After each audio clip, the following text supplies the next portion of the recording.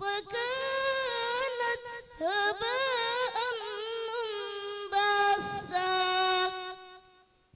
وكنتم أزواجا ثلاثا فأصحاب الميمنة ما أصحاب الميمنة وأصحاب المشأمة ما أصحاب المشأمة والسابقون السابقون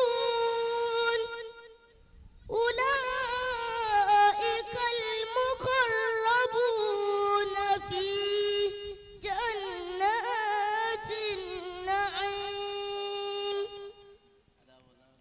ثلة من الأولين وقليل من الآخرين على سرر موضونة متكئين عليها متقابلين يطوف عليهم ولدان مخلدون بإكواب وأباريق وكأس من معين لا يصدعون عنها ولا ينزفون وفاكهة مما يتخيرون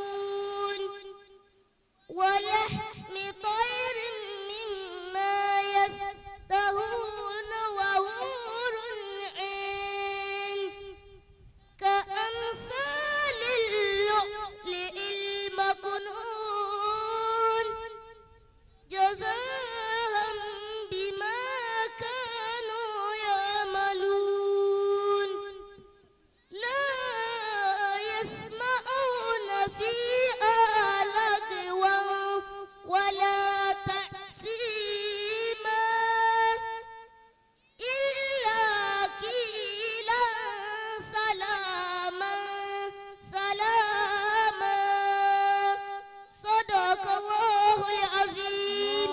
السلام عليكم ورحمة الله وبركاته. وعليكم السلام ورحمة الله وبركاته. كبروا الله. الله أكبر. كبروا الله. الله أكبر. قرآن ربي قرآن ربي هدى ونور لكل قلب. gbogbo ẹ̀yin màmá wa ntẹ̀ràn wa ṣe láàyè iná là ń ṣe yìí ẹ rí i pé a ṣe nǹkan mi.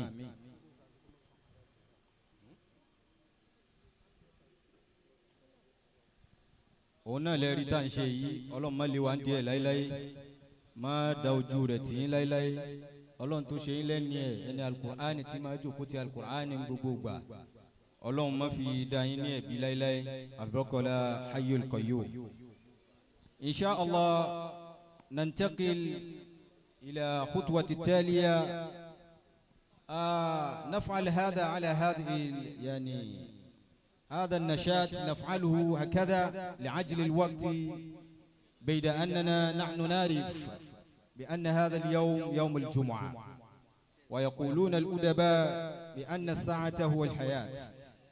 إن شاء الله نجمع بين خطوتين التعريف بأعيان الجلسة وكلمة الإدارة من حدو جليل جزء لا يتجزأ منا في هذه المركز أو في هذا المركز المبارك وهو الشيخ الأستاذ عبد القادر أوغا نيجا الله يحفظه الشاعر المفلح.